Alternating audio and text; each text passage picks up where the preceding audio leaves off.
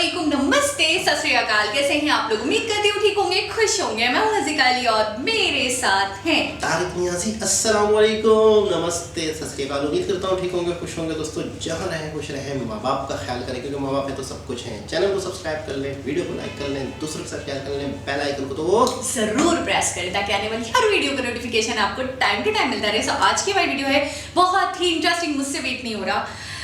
Why Japanese media claims India will be the next superpower? So start करते हैं अपनी video को। Let's start है Why Japanese media claims India will be the next superpower? So start करते हैं video.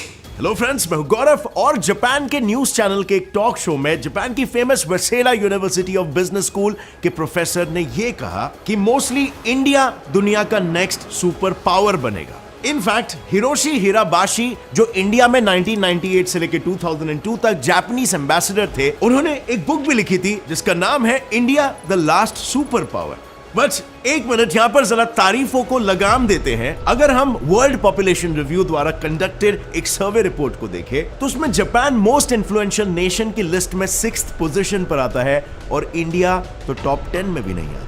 And Japan के साथ India के इतने अच्छे फॉरेन रिलेशंस आखिर कैसे हुए? क्योंकि एक टाइम पर तो वर्ल्ड वॉर 2 की मैं बात कर रहा हूं, जैसे आप जानते होंगे इंग्लैंड के साथ मिलकर इंडिया ने जापान को घुटने पर टेक दिया था। तो फिर क्यों जापान आज की तारीख में अपने नेशनल इंटरेस्ट को इंडिया के साथ अलाइन कर रहा है? वेल, इसका जवाब ऑब्वियसली छुपा हुआ है इंडिया और जापान की हिस्ट्री में। जैसे कि आप सभी जानते हो कि जापान एक बुद्धिस्ट मेजॉरिटी देश है with around 67% of the population following Buddhism. और जैसे कि हम सभी ये भी जानते हैं कि बुद्धिज्म ओरिजिनेट कहां से हुआ था। And this is one of those cultural similarities जिससे इंडियंस और जापानीज नेचुरली अपने आप को काफी रिलेटेड समझते हैं। पर यह रिश्ता और भी ज्यादा गहरा हुआ था 1904-5 की रूसो जापानीज वॉर में। उस वॉर के दौरान छोटे से जापान ने रशिया जैसे जायंट को धूल चटा दिया था और इस जीत का नतीजा ये निकला कि उस वक्त फेमस हुए एशिया फॉर एशियंस ऐसे एंटी यूरोपियन नारे। ये नारे इंडिया के जेलों में बंद फ्रीडम फाइटर्स के कानों तक पहुंचे और जो आजादी की आग इंडिया में ऑलमोस्ट बुझ चुकी थी वो फिर से दहक उठी। लेकिन अब इस आग का फिर क्या किया जाए? इसके लिए इंडिया के पास दो ऑप्शंस थे। एक, या तो वो जापानीज आर्मी का ब्रिटिशर्स के खिलाफ साथ दे, या दूसरा ब्रिटिशर्स को जापान के खिलाफ उनकी वॉर जीतने में मदद करे, ताकि वो हमें बख्श दे। And now as we all know, ऐसे में नेताजी सुभाष चंद्र बोस जी ने पहला ऑप्शन चुना। लेकिन ये तो नेताजी के विचार थे। ज्यादातर फ्रीडम फाइटर्स को ब्रिटिशर्स का साथ देना ही ज्यादा फायदेमंद लगा, जिन्होंने कंडीशन रखी थी फ्रीडम फॉर फ्रीडम। ब्रिटिशर्स की मांगे बिल्कुल साफ थी। इंडियंस अगर ब्रिटिशर्स को वर्ल्ड वॉर जीतने में मदद करेंगे तभी इंडियंस को आजादी मिलेगी। और फिर क्या था, ब्रिटिश इंडियन आर्मी ने जापानीज, इटालियन और जर्मन इन तीनों को हरा दिया। और ये देखकर लॉर्ड कर्जन ने ये तक कह दिया था कि अगर किसी ने इंडिया को अपनी मुट्ठी में कर लिया तो मानो उसने पूरे दुनिया को अपनी मुट्ठी में कर लिया। लेकिन भले इंडियन आर्मी ने ब्रिटिशर्स के साथ मिलकर जापान को बुरी तरह हरा दिया था, यूएस के न्यूक्लियर बॉम्ब से चकनाचूर हुए जापान को लार्ज क्वांटिटीज में आयरन ओर सप्लाई करके फिर से अपने पैरों पर खड़ा करने का पहला कदम भी इंडिपेंडेंट इंडिया ने ही उठाया। इनफैक्ट वर्ल्ड वॉर 2 के बाद जब सारी जीती हुई western countries international military tribunal for the far east IMTFE के जरिए जापान पर वॉर क्राइम्स का इल्जाम लगाकर उनसे पनिशमेंट के तौर पर और भी ज्यादा पैसे ऐंठना चाहती थी ताकि वो पूरी तरीके से बर्बाद हो जाए, तब अगेन इंडिया ही वो देश था जो इसके अगेंस्ट खड़ा था। इंडियन जज राधा विनोद पाल ने पूरे इंटरनेशनल पैनल के विपरीत जाकर जापान को बचाया और इस बात पर काफी स्ट्रांगली अड़े रहे कि जो कंट्री वॉर में ऑलरेडी अपना सब कुछ खो चुकी है उसे और ज्यादा पनिश करना जास्ती है। But as we all know, एक अंडर डेवलप्ड देश के ब्राउन स्किन जज की बात मानना वेस्टर्न देशों के शान के खिलाफ था और इसीलिए उन्होंने 1951 में अपनी अलग कॉन्फ्रेंस की, सैन फ्रांसिस्को पीस कॉन्फ्रेंस के नाम से, और वहां पर सभी वर्ल्ड वॉर 2 जीते हुए देश हारे हुए देशों पर दुनिया भर के रेस्ट्रिक्शंस लगाने लगे।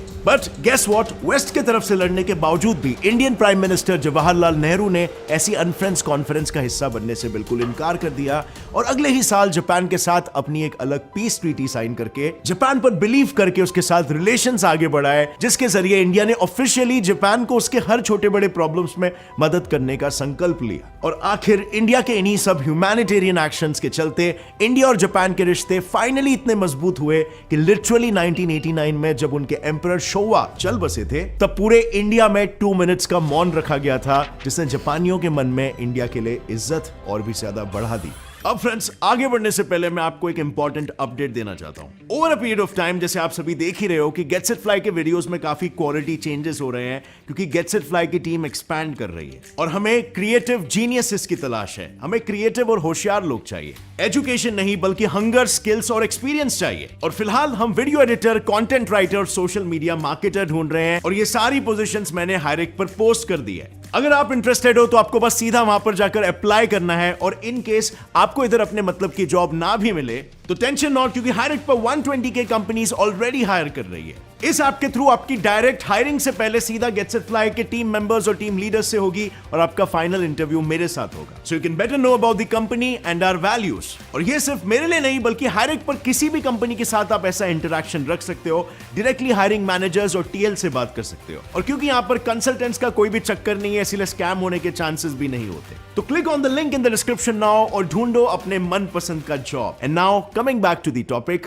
अब अगर हम प्रैक्टिकली देखने जाए ना, तो मिलिट्री पावर और ह्यूमैनिटेरियन बिहेवियर ही वो दो चीजें नहीं है जिसकी वजह से जापान को ऐसा लगता है कि इंडिया सुपर पावर बनेगा। According to world population review report, किसी भी कंट्री को सुपर पावर डिक्लेयर करने के लिए उसमें एटलीस्ट 5 चीजें होनी बहुत ही जरूरी है। Number 1, military alliances, number 2, international alliances, number 3, political influence, number 4, economic influence and lastly strong leadership, जिनमें से इंडिया के पास 3 चीजें तो पहले से ही है। Like number 1, military alliance. आज UAE, Russia, France, Israel, Afghanistan and in fact US भी मिलिट्री में हमारा एलाय है। और अगर हम नंबर 2 की बात करें जो है इंटरनेशनल अलायंस, तो मेजर इंटरनेशनल फोरम्स जैसे यूएन, G20 और FATF जैसे और भी इंटरनेशनल ग्रुपिंग का इंडिया फाउंडर मेंबर है। और इस वजह से इंडिया के इंटरनेशनल अलायंसेस ऑलमोस्ट हर कंट्री के साथ अच्छे हैं। और नंबर 3 की अगर हम बात करें तो वो है स्ट्रॉन्ग लीडरशिप। इंडिपेंडेंस के बाद पहले प्रधानमंत्री नेहरू जी ने NAM मूवमेंट को स्टार्ट किया था, जिसने वर्ल्ड को यह क्लियर मैसेज दिया था कि इंडिया एक सेल्फ मेड लीडर है। और आज भी मोदी जी के पॉलिसीज जितना हो सके इंडिया को सेल्फ रिलायंट बना रहे हैं। और यही वजह है कि कोविड के टाइम पर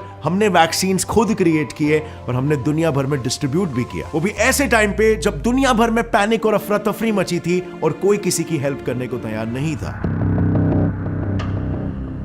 अब बात करते हैं हमारे पास क्या नहीं है, और वो है 2 चीजें, political influence and economic influence. इस चीज को अचीव करने के लिए हमें यूएन सिक्योरिटी काउंसिल UNSC में परमानेंट सीट की जरूरत है, और ये सीट जापान हमें दिलवा सकता है। क्योंकि जब से यूनाइटेड नेशंस बना है तब से उसके परमानेंट सीट पर बस 5 देश बैठे हुए हैं, यूएस, रशिया, यूके, चाइना और फ्रांस। एंड इंटरेस्टिंगली यही वो 5 देश है जो वर्ल्ड वॉर 2 के बाद काफी अच्छे खासे कंडीशन में थे। पर वो दौर कुछ अलग था और आज 70 साल बाद वर्ल्ड ऑर्डर बदल चुका है। अब वक्त आ गया है कि UNSC के परमानेंट सीट्स में भी एडिशंस हो। बट जैसा कि हम सब जानते हैं, UNSC की सबसे बड़ी प्रॉब्लम यह है कि उसके परमानेंट मेंबर्स जो किसी भी रेजोल्यूशन का समर्थन या रिजेक्शन उसके प्रोज एंड कॉन्स को देखकर नहीं करते, वो इंस्टेड अपने पर्सनल इंटरेस्ट के हिसाब से डिसीजंस लेते हैं। फॉर एग्जांपल, यहां पर जापान और इंडिया की ही बात ले लो, जो करीब 2004 से जर्मनी और ब्राजील के साथ मिलकर UNSC की परमानेंट मेंबरशिप के लिए पुश कर रहे हैं। लेकिन चाइना है कि इन दोनों कंट्रीज के साथ चल रहे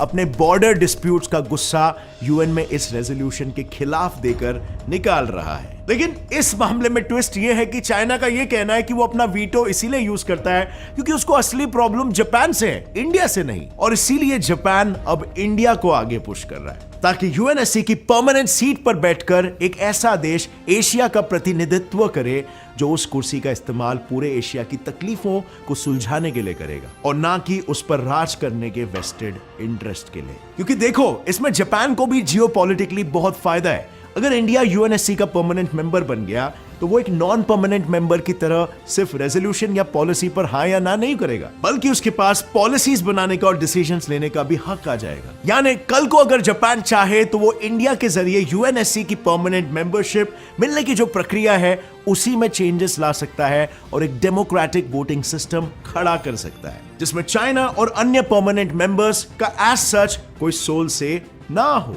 अगर majority of non permanent members भी किसी कंट्री को एक सुपर पावर मानते हैं और उसके सपोर्ट में वोट करते हैं तो चुपचाप उसे परमानेंट सीट दे दो। इसमें ताकत भी अनेकों देशों के बीच बंट जाएगी और दुनिया के किसी भी मामले में कुछ चुनिंदा देश अपनी मनमानी नहीं कर पाएंगे। यानी all in all, for all this to happen, India is the key, जिसका एहसास करंट जापानीज गवर्नमेंट के साथ साथ फॉर्मर जापानीज प्रधानमंत्री शिंजो एबे को भी था, जिन्होंने ओपनली ये कहा था कि इंडिया और जापान का रिश्ता दुनिया के सबसे इंपॉर्टेंट रिश्तों में से एक है और ये जापान के नेशनल इंटरेस्ट में है कि वो इंडिया के साथ ये रिश्ता हमेशा बना कर रखे। और अगर यहां पर हम जापान का रिश्ता चाइना के साथ देखें तो उनका रिश्ता भी बिल्कुल सेम है जैसा हमारा रिश्ता चाइना के साथ है। उनका भी सेनकाकू आइलैंड्स को लेकर लैंड डिस्प्यूट चल रहा है। एक बोलता है ये आइलैंड मेरा है तो दूसरा बोलता है ये मेरा है, एंड हेंस द राइवलरी।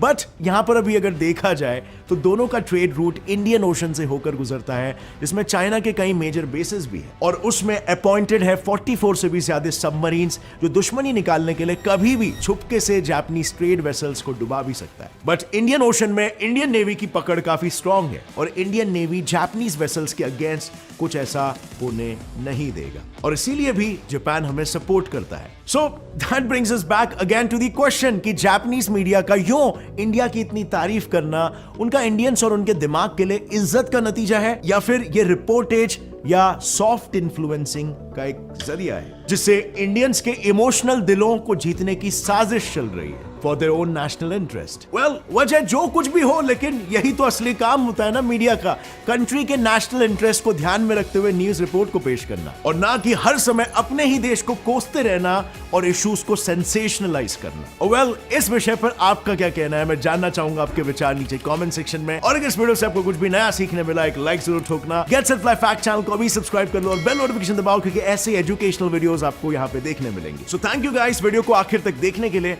अगर आपको एडिटर, कंटेंट राइटर या सोशल मीडिया मार्केटर की पोजीशन में इंटरेस्ट है और गेट सेट फ्लाई टीम के साथ काम करना चाहते हो तो हायरेक्ट पे हमारे जॉब पर अप्लाई करना मत भूलना। और अगर आपका फील्ड ही अलग है देन ऑल्सो वरी नॉट क्योंकि यहाँ पर 120K प्लस कंपनीज हायर कर रही है। So click on the link in the description now. Stay tuned friends, stay curious, keep learning and keep growing. जय हिंद।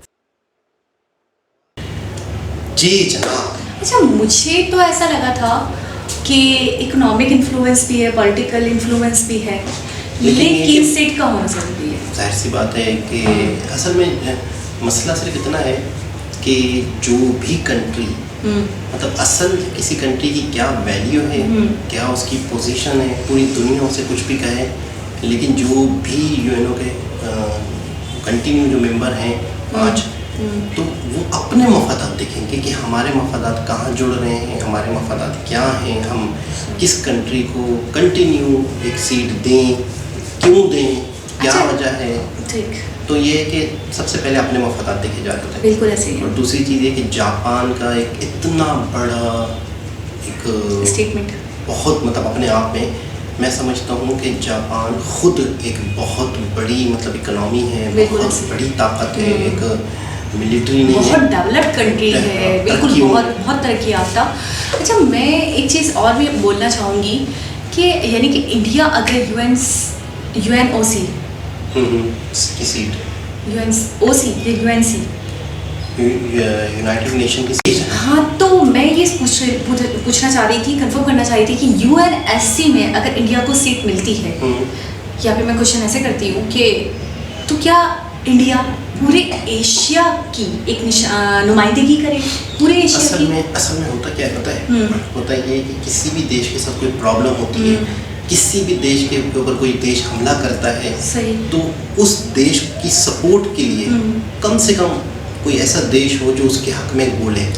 अब सारे ही देश एक हो जाते हैं, फिर वो उन जो मतलब एशिया के देश हैं या मतलब है कि और ऐसे गरीब देश हैं एशिया के या कोई और भी कि जिन देशों को कोई पूछ ही नहीं रहा होता, मुझे कम से कम ताकत होती है ना, उस ताकत को थोड़ा तोड़ना है, मतलब इस तरह से ताकत थोड़ी टूटती है, यानी कि अपना पक्ष भी रख सके। कोई रेजोल्यूशन है, कोई करारदाद है, या किसी चीज़ के लिए विटो करना है या कुछ भी करना है XYZ, तो वो भी अपना पक्ष रखकर अपनी बात मनवा सके, क्योंकि परमानेंट सीट होगी तो वो मनवा सकता है, नॉन परमानेंट सीट होगी तो फिर वो बस यस और नो ही कर सकता है।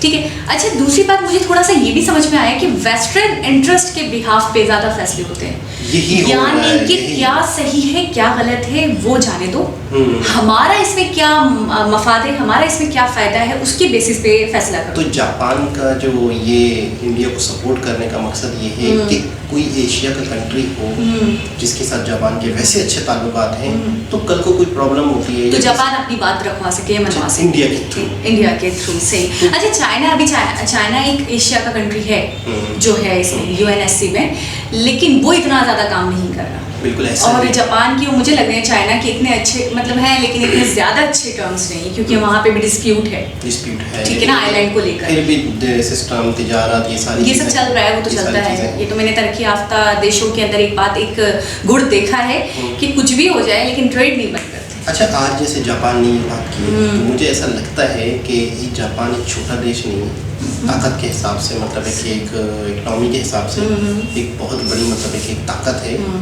तो ये एक बात वैल्यू रखती है। जब जापान ने ये बात कर ली, अच्छा कुछ अर्से पहले आपने नोट किया था फ्रांस ने भी कहा था, फ्रांस ने भी बड़े पॉजिटिव रिमार्क्स दिए थे, याद है? हाँ, तो इस तरह से ब्रिटेन है, यूरोप कंट्रीज़ हैं, सही। तो इस तरह से अगर मुख्तलिफ जगहों से, रशिया के बहुत अच्छे मामला थे, रशिया के और यूक्रेन के मामले में इंडिया ने हमेशा मतलब है कि एक भरपूर साथ दिया रशिया का। ठीक है। तो कहने का मतलब ये है कि इस तरह से मुख्तलिफ कंट्रीज के पॉजिटिव रिमार्क्स इंडिया के लिए आते रहेंगे, तो वो चीज़ दूर सही, बहुत दूर नहीं। अच्छा मुझे एक चीज़ और दिखती है, ट्रम्प्स बहुत बहुत बहुत ज़्यादा ही अच्छे हैं, बिल्कुल। क्योंकि देश खुलकर तारीफ कर रहे हैं। अच्छा अपने आप को भी नहीं रखे, चाहता तो जापान अपने आप को पेश कर सकता था कि जी मेरे लिए सीट होनी चाहिए यूएनएससी में, मुझे मेंबर बनना चाहिए, लेकिन नहीं, उसको मैं हैरान हूँ मैं कि इतना तरक्की याफ्ता देश, लेकिन वो इंडिया को नॉमिनेट करता है, इंडिया के लिए मतलब ये सोच रखता है, बड़ी बात है, बहुत बड़ी सोच है उसकी। दूसरी बात ये है कि पूरी दुनिया को अगर आपने वश में करना है तो इंडिया को वश में कर लो। अच्छा एक चीज़ मतलब यानी कि आप थोड़ा से गहराई को समझे, इस जुमले की गहराई को, और ऐसी तो नहीं कह दिया उन्होंने। दूसरी बात ये कि जापान के जो वो थे वो 1998 से 2002 तक आई थिंक वहाँ रहे, इंडिया में रहे। तो उनका कहना था कि India was the last super power, और अभी स्टेटमेंट आया है कि India is the upcoming super power. और अच्छा ये सिर्फ इसकी तरफ से नहीं आया, चाइना की तरफ से भी हमने एक वीडियो में देखा कि ये आ चुका है। तो यानी कि ज़्यादातर देश को एक आइडिया हो रहा है, ये एक वो बोलते हैं ना स्मेल आ रही है, क्या उनको उनका नज़रिया है इंडिया को लेकर कि जी इंडिया अब अपकमिंग सुपर पावर है, ये है, और एक यानी कि चीज़ डन है। और एक चीज़ और है कि ये चीज़ कम से कम पाकिस्तान के हक में नहीं है, क्योंकि बहुत सारे मामलात में पाकिस्तान को इस वजह से तकलीफ़ें आ सकती हैं। सही। जब यूएन में कोई मामला होगा, जब इंडिया खुद ही यूएन का एक मेंबर बन जाएगा, Permanent member, तो एक बिल्कुल। बहुत अलग सूरत हाल होगी। अलग सूरत अगर हाल। अभी जैसे मामला पाकिस्तान बहुत अलग होंगे। बहुत फर्क ठीक पड़ है, जाएगा। ठीक है। तो इसलिए मैं समझता हूँ कि अभी से ही बहुत सारी चीज़ों को देखते हुए, दूर अंदेशी को करते हुए हमें टर्म्स अच्छे करने, बहुत अच्छे दुनिया के साथ, दुनिया के साथ, सबके साथ, पड़ोसियों के साथ, सबके साथ अच्छे ही रखने चाहिए। अच्छे ही रखने चाहिए। और मुझे नहीं लगता कि इंडिया जो है वो जंग वाली मतलब है कि इकोनॉमी को देखता वो है। हमेशा ये कहते हैं कि हम कभी पहल नहीं करते। तो मेरे ख्याल में इंसान को किसी भी देश को दूसरों के साथ हमेशा अच्छे ताल्लुकात रखने चाहिए, रखने चाहिए। क्योंकि इसी में ही सबकी भलाई है, खुद की भी तरक्की शामिल है। अच्छा खुद इंडिया की तरफ से यही मैसेज हमें मिला है हमेशा, बिल्कुल ऐसा ही। नेबरिंग कंट्रीज, तमाम कंट्रीज, हर कंट्री के बारे में तो मैं सुनती हूँ कि वो उनका मित्र है, बिल्कुल वो उनका ऐसा ही। दोस्त है, बिल्कुल ऐसा ही। किसी से भी उनके टर्म्स खराब नहीं है। तो एक बहुत ही ज़बरदस्त वीडियो, दोबारा किसी और वीडियो के साथ आपसे मुलाकात होगी, जब तक के लिए अल्लाह हाफ़िज़।